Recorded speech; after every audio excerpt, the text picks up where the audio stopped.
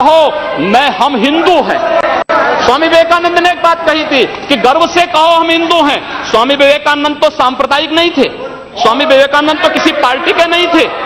स्वामी विवेकानंद ने तो भारत का प्रतिनिधित्व किया था पूरी दुनिया के अंदर, और दुनिया के अंदर जो हिंदू आज पूरे देश के अंदर, पूरी दुनिया के अंदर अपनी सहिष्णुता के लिए पहचाना जाता था, आज उस हिंदू के साथ किस प्रकार का व्यवहार किया जा रहा है, वह कश्मीर से विस्थापित होता है, उसे कश्मीर से निकाला जाता है।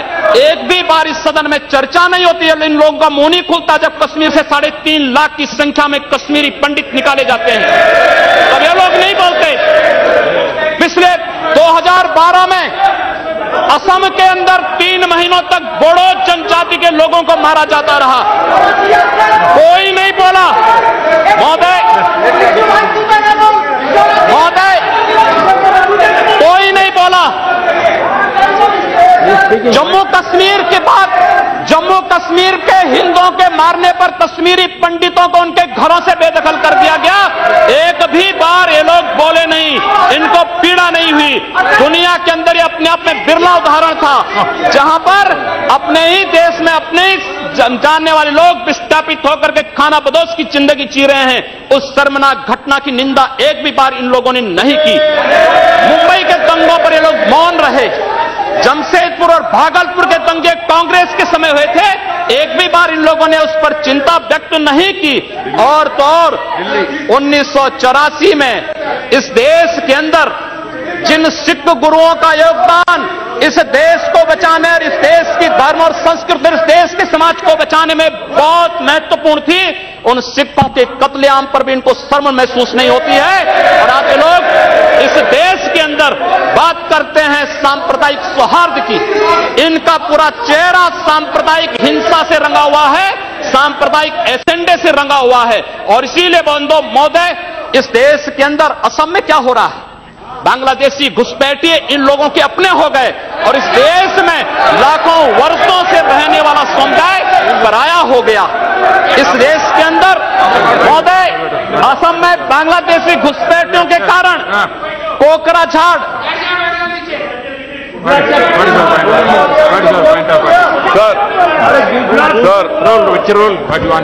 Under Rule 376, sir, the honourable member, while giving statement in his speech, he mentioned about communal rights. I request you that 2011 he has given a figures. Those are wrong figures. No, he has completely forgotten 10 to 2013. No. My question was there, sir. You cannot give wrong figures. Gujarat was the highest number for the Madhya Pradesh. I have my question over here. Answer. I request you to check the record.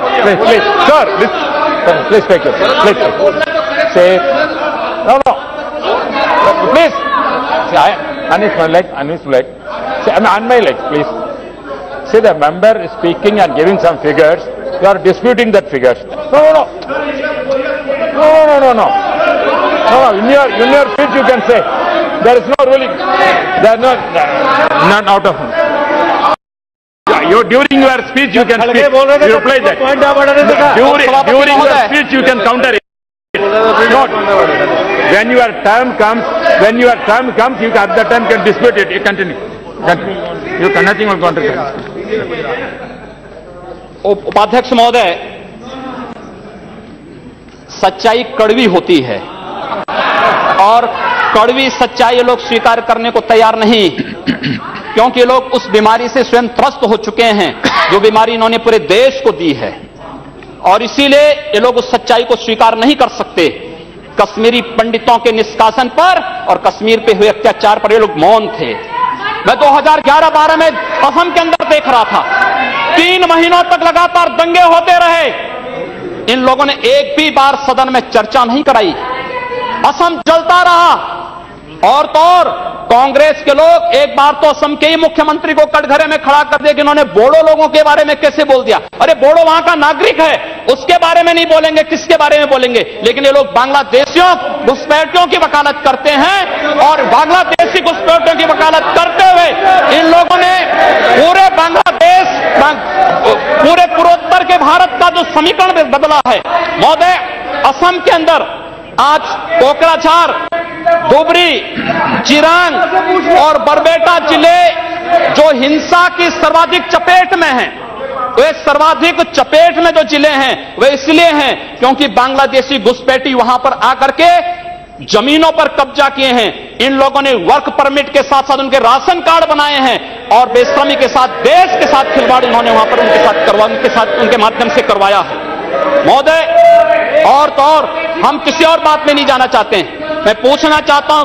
Congress से और कम्युनिस्टों से भी, कोयंबटूर और बेंगलुरु धमाकों का जो अभियुक्त है, उस दुर्दांत आतंकवादी के लिए विधानसभा का सत्र, स्पेशल सत्र बुलाया जाता है।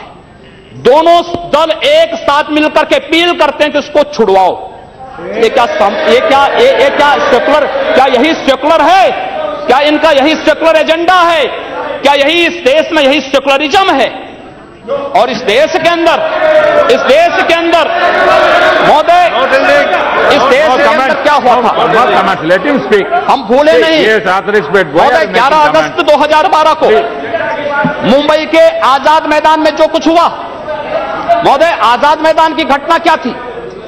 आजाद मैदान में रोयांग मुस्लिम जो बर्मा में थे उनके बीच में और वहां के बौद्धों के बीच में वहां पर हिंसा हुई, दंगे हुए। ये मामला म्यांमार का है, भारत का नहीं। लेकिन म्यांमार की घटना में दंगा कहां होता है? आजाद मैदान मुंबई में। ये लोग मौन रहते हैं, वहां शहीद स्मारक तोड़ा जाता है, पुलिस के जवानों को मारा जाता है, मीडिया कर्मियों को मारा जाता है। उनके साथ साथ पुणे में दंगे हुए, उनके साथ उत्तर प्रदेश के अंदर बरेली में, लखनऊ में, कानपुर में, इलाहाबाद में दंगे हुए।